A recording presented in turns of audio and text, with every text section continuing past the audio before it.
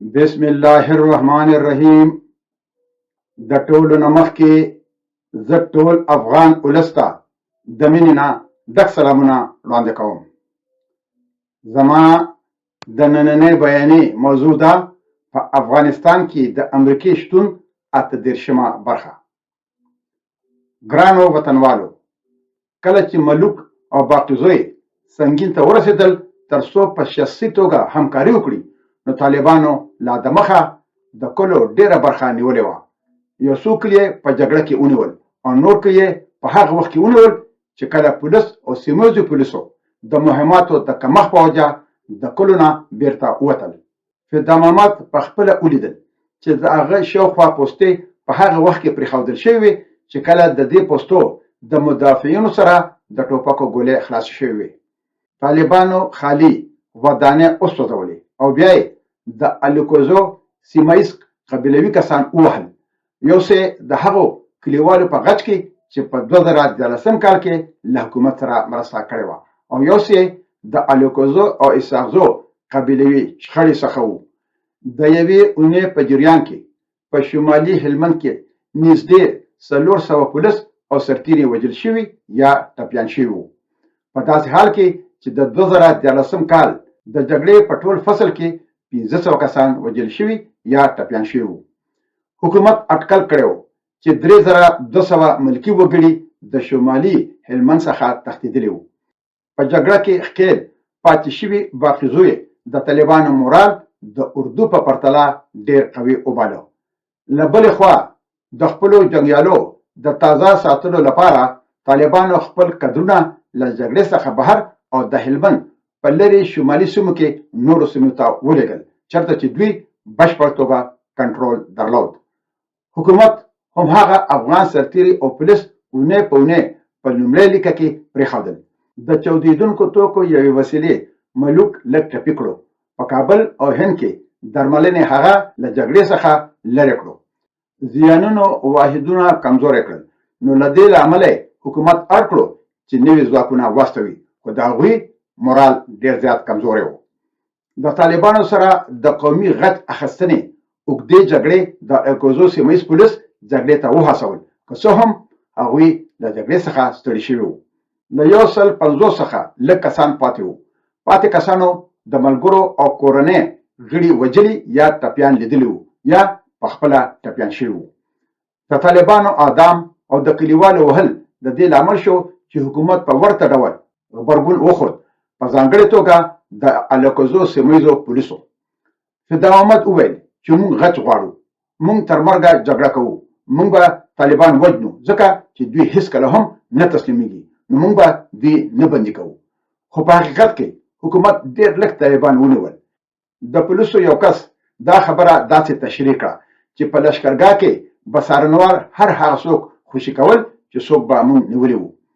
د طالبانو د برید کچې په ټول افغانستان کې د اردو او پولیسو په اړه د ملکي خلکو باور ولړزاوه. په هلمند، کندهار او کابل کې ملکي خلکو پوښتنه وکړه چې اردو او پولیس د څومره وخت لپاره درانه تلفات زغملی شي. دوی ویره درلوده چې په سنګین کې ماتې به د هلمند په نورو ځایونو کې د پولیسو او اردو مورال نور هم ډېر زیات کمزوري کړي. طالبانو د لښکرګاه او کندهار نه پرته د کجکي څخه د برېښنا مزي پرې کړل. کرزی په متحده ایالاتو ملامتي واچوله.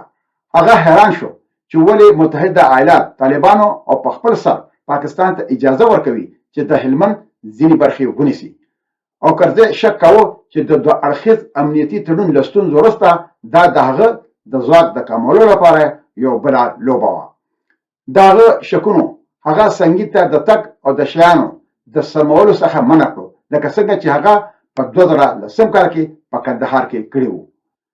د لوی درستیز شیرمحمد کریمي، د کورونو چارو مرستیال وزیر ایوب سلنګي او د دفاع وزیر بسم الله خان هر یو د وضعیت د ارزونې لپاره سنګین ته سفر وکړو. دوی پریکړه وکړه چې اضافي ځواکونه ځای پر ځای کړي، نور محلي پولیس تمویل کړي او د پولیسو مشر باقي زوی له دندې څخه ګوښه کړي. نوی امنیه قمندان جمعه ګل پوپلزی سمدلاسه سنګین ته لاړو تر څو جوابي برید پیل کړي.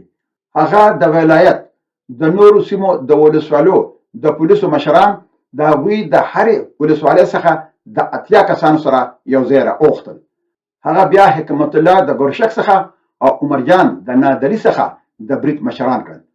افغان فوج د زغروالو موټرو، توپخانې او کمانډو سره د پولیسو ملاتړ وکړو، مګر د لومړۍ کرښې د پیاده ځواکونو په توګه هغوی خپل رول ترسره نه کړی شو، بلکې دا کار پولیسو کړی و.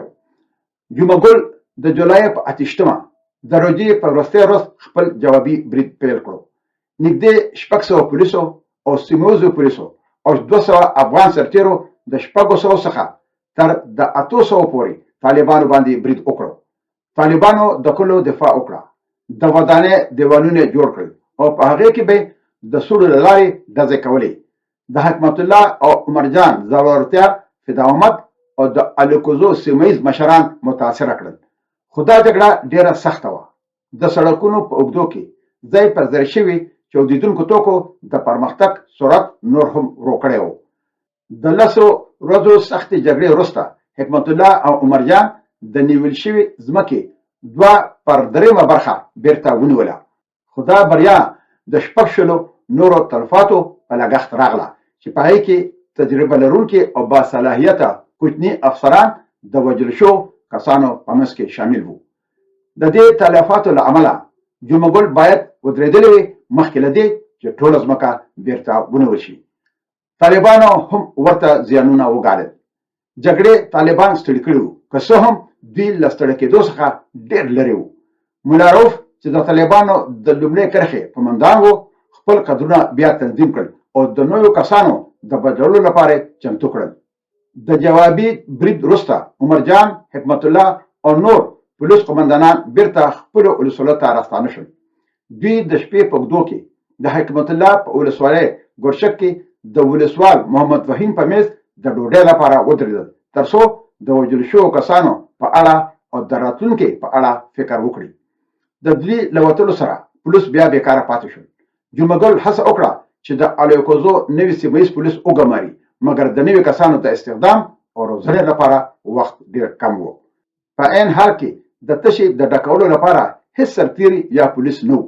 سنګین او شمالي هلمند د ماتې په جګړه بدل شوی و چې دې حکومت ته ډېر زیان اړولی و. د سپتمبر په نیمایي کې رؤف او منان د وروستي ځل لپاره برید وکړو. 400 طالبانو په سنګین برید وکړو. د جګړې لومړۍ کرښې سقوط وکړو.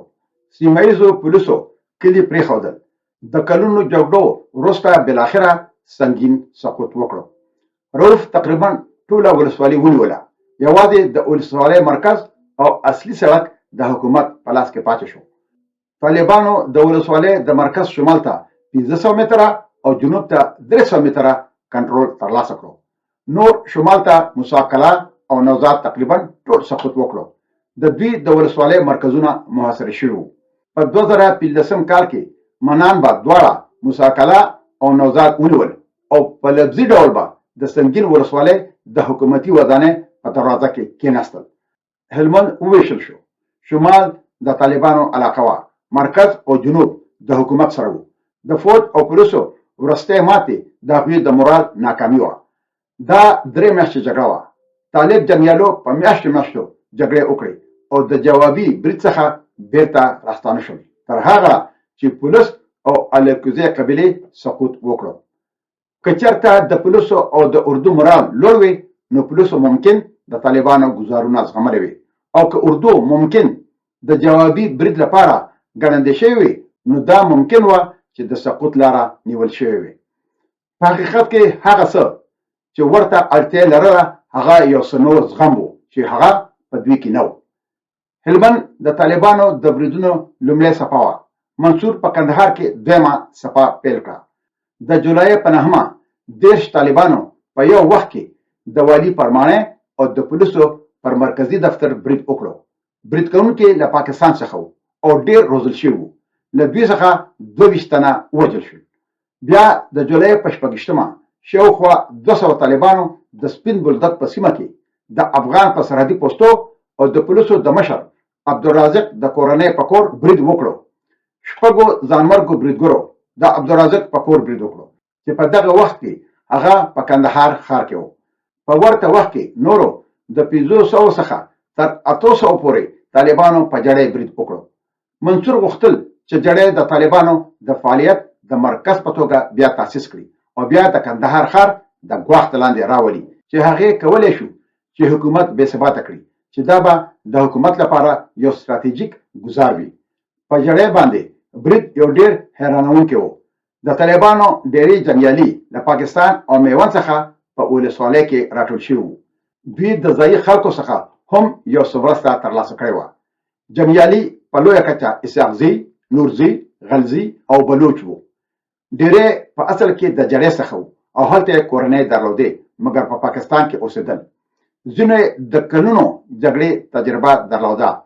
په جړۍ برید یو زړور قدم و ځکه چې د جړۍ د دفاع کرښه د پولیسو، اردو او په میدان کې د وروستي امریکایي کنډکونو سره ښه قوي وه. له بلې خوا د طالبانو قدر قمندانان ډېر زیات ډاډمن وو. د سنګین ماتې او د ټاکنو د شخړو له امله د هغوی زړورتیا زیاته شوې وه. د کندهار د یو قدر قمندان په وینا چې موږ به تر هغه وخته پورې جګړې ته دوام ورکړو تر څو چې موږ هر هغه څوک چې زموږ په وړاندې ولاړ وي مات نه کړو او ټاکنې د حکومت د چلولو لپاره د بهر نه یو وارد شوی نظر دی. موږ د اسلامي امارت تمرین کوو کوم چې د فساد او خپلمنځي جګړو څخه د خلاصون لپاره یو ډیره بریالۍ لاره ده. نو اخر څنګه موږ کولی شو چې دیموکراسي ومنو چېرته چې درغلۍ او بهرانیان پریکړه کوي چې څوک باید حکومت وکړي. یو بل قدر قمندان چې د 30 کلونو په منځ کې و او له 2001 کال راهیسې جګړه کوله وویل چې برید کوونکي قدرونه ژمن دي چې بهرانیان له منځه یوسي او اسلامي امارت بیا جوړ کړي. هغه تبصره وکړه چې تاریخ ته وګورئ چې افغانان د تل لپاره د بهرانیانو څخه کرکه کوي او هغوی له ماتې ورکوي. هغه زیاته کړه چې د کلونو جګړې وروسته هم موږ ستړي نه یو. زموږ لاسته راوړنه د امریکایانو سره د یوې اوږدې جګړې لپاره مبارزه ده. موږ بالکل ستړي نه یو مګر موږ خپل دښمن ستړی کړی دی. موږ د تل په څېر ځواکمن یو مګر زموږ دښمن ورځ په ورځ کمزوری کیږي. خو شاوخوا 800 پولیسو، سیمه ییزو پولیسو او سرتیرو د ولسوالۍ د هغې برخې دفاع وکړه چې تر برید لاندې وه. سیمه ییز پولیس د بزګرانو او ښاري ځوانانو هم هغه ملیشه وه چې په 2012 کال کې استخدام شوې وه او د خپل کلي د مشرانو یا د پیسو لپاره جګړه کوله. دوی د سنګین د لوکوزو په څېر یو متحد قومي ځواک نه و. د دوی تر شا 1200 نور افغان سرتیري، پولیس او 1500 امریکایي سرتیري ولاړ وو په شمول د ځانګړو ځواکونو یوه ډله. د جولای له 26 څخه تر د 28 پورې د 20 څخه تر د 500 طالبانو ډلو چې ځانمرګو بریدونه ملاتړ کوو د افغان ګزمو او پر پوستو برید وکړو. یو ځل بیا پولیسو او سیمه ییزو پولیسو ته مهمات کم شوي وو. یو ځل بیا اردو د مرستې لپاره ډیر ورو او یو ځل بیا د سیمه ییزو پولیسو 8 پوستې ماتې شوې. د طالبانو بریدګرو په پشمول کې د 2006 کال د جګړې ډګرونو ته ټولې لارې وتړلې. په سلګونو ملکي وګړي د کندهار ښار ته وتښتېدل. ښځو او ماشومانو د لومړۍ لویې لارې مخه ونیوله. په ښار کې خلکو دا ویره درلوده چې چېرته بیا د 2006 کال خبره تکرار نشي. رازق د جړۍ په اړه هغه وخت معلومات ترلاسه کړل کله چې هغه په پوله او په سپین بولدک کې د هغه په کور د طالبانو د بریدونو اړوند معلومات راغونډول. نو هغه مستقیم د جګړې لپاره لاړو. په لاره کې هغه خپل امریکایي سلاکار ډګروال پیټ کراسبي ته د هوایي بریدونو لپاره زنګ وواهه. د کراسبي مشر تورن جنرال بیلز په پیل کې زړه نازړه و مګر د جګړې د شدت سره خپل نظر بدل کړو. نو له 500 څخه زیاتو هوایي بریدونو د طالبانو تمرکز ویجاړ کړو. د دوی تر پوښښ لاندې رازق په شخصي توګه د جوابي برید مشري وکړه. د جړۍ پولیسو او سیمه ییزو پولیسو چغې وهلې چې رازق زموږ سره مري، رازق زموږ سره دی او هغه صادق دی. د متحده ایالاتو د ځانګړو ځواکونو ټیم د افغان سرتیرو او پولیسو سره د خپلو ځایونو نه بهر ته راووتل. کله چې افغانان د سنګر په څېر د انګورو له باغ یا د کمپاونډ څخه د طالبانو د ډزو سره مخ شول نو د ځانګړو ځواکونو ټیم هوایي بریدونه پیل کړل. د هوایي برید وروسته پولیسو یا اردو واحدونو د طالبانو په پښتو برید وکړو او د دوی نه پوستې واخیستې. په سپین بولدک کې د طالبانو یو قومندان راپور ورکړی و چې په جړۍ ولسوالۍ کې په یو ورځ کې 183 طالبان شهیدان شوي وو. د رازق شتون مراد بیرته راژوندی کړو. هغه د کرزي څخه واک درلود چې د حکومت ټولې هڅې کنټرول کړي، خو هغه د افغان فورد د ډګروالانو د اوږد پلان جوړونې او د میتودک عملیاتو مایوسه کړو. د اردو یو قطعه 15 ساعته ناوخته د کومک لپاره راغله. رازق وویل چې فوج هیڅ کار نه کوي او رازق کروسبي ته لعنت ووایو. نو بیا رازق په لنډ ډول امرونه صادر کړل او د ډګروالانو پلانونه له پامه وغورځول. د شمالي هلمند برعکس رازق د اردو سرتیري سختو ځایونو ته ولېږل چې بیا د جګړې وروسته سمدلاسه په کندهار کې د طالبانو یو مذهبي مشر یادونه کړې وه چې پولیس او اردو ښه شوي دي، دوی په کلکه جګړه کوي او په وروستو جګړو کې دوی ډیره سخته جګړه کړې ده. د اګست په لومړۍ اونۍ کې د لومړي برید څخه یوه اونۍ وروسته طالبان له جړۍ څخه شاته شول او بیرته لرې پرتو ولسوالو یا پاکستان ته لاړل. د متحده ایالاتو فوجي سلاکارانو د 200 څخه ډیر د طالبانو د مرګ جوړې راپور ورکړی و. په پرتله 15 افغان اردو او پولیسو ته مرګ جوړه اوښتې وه، خو دې مرګ جوړې د پولیسو او اردو مورال ډیر زیانمن کړی نه و. دوی د 2006 کال څخه تر 2009 کال پورې د هغه څه په پرتله چې دوی ورسره مخ شوي کم وو. په کندهار ښار کې د ماتې عامه ویره د بریا په خوښۍ بدله شوه، خو دا یوه تکتیکي بریا وه چې ستراتیژیکي پایلې درلودې. منصور په کندهار کې د نورو لویو بریدونو له ترسره کولو څخه منع شو. طالبان د 6 کالو لپاره د کندهار د جایزې لپاره د بلې هڅې څخه ډډه کړې وه. د کال تر پای پورې د اردو او پولیسو لږ تر لږه 15,000 کسان وژل شوي وو او 9,000 نور ټپیان شوي وو چې په داسې حال کې د طالبانو باور لوړ شوی و. د هلمند سربیره طالبانو په غزني، وردګ، ننګرهار او کندوز کې هم خپلې خپې پیاوړې کړې وې. د 25 طالبانو سره مختلفو مرکو د مذهبي مشرانو او قومندانانو د هوټ انځور څه داسې انځور کړی و. د هلمند څخه د طالبانو یو قومندان په مرکه کې جواب ورکړ چې موږ په ښکاره ډول په ټول ولایت کې تګ راتګ کوو. موږ په ډیرو ولسوالو کې په یو وخت له حکومت سره جګړې کړې دي. موږ په ټول ولایت کې زرګونه مجاهدین لرو. موږ په ورته وخت کې په سنگین، ګرمسیر، موسی-کلا او کجکي کې په یو وخت کې جګړې کړې دي. یا لکه څنګه چې د جلال آباد څخه د طالبانو مذهبي مشر لنډیز کړی و چې طالبان تل د جګړې لپاره تازه وي، دوی جګړه کوي او آرام کوي، په داسې حال کې چې حکومت او امریکایان ډېر ستړي ښکاري. د طالبانو تر ټولو لویه بریا ممکن د دوی دوامداره جګړه وه. د جګړې نه ستړي کېدونکي مزاج او په ډېری کلیوالي سیمو کې د پراخ کنټرول په وجه د طالبانو شمېر ورځ پر ورځ زیاتېدو. د مرکوونکو څخه پرته ټول په دې باور وو چې د طالبانو نفوذ له 2008 کال راهیسې زیات شوی و او له یو کس پرته نور ټول په دې باور وو چې طالبان باید سوله رد کړي تر هغه چې د متحده ایالاتو بشپړ وتل نه وي ترسره شوی. ډنفورد د جګړې په ډګر کې د ماتې څخه خبر وو، خو ستره ستونزه دا وه چې په ساحه کې د امریکایانو د ډېر کم شمېر له امله د جګړې د پیښو په اړه جزئیات په بشپړ ډول کابل ته نه راتلل. افغان قومندانانو د ماتې شدت پټ کړی و. ډېری وخت دا روښانه نه وه چې پوستې سقوط کړی و او یا د ولسوالو مرکزونه محاصره شوي وو. نو په دې وجه دا هم ستونزمنه وه چې د برید لاندې ځایونو له لاسه ورکولو زیان اټکل شوی وي.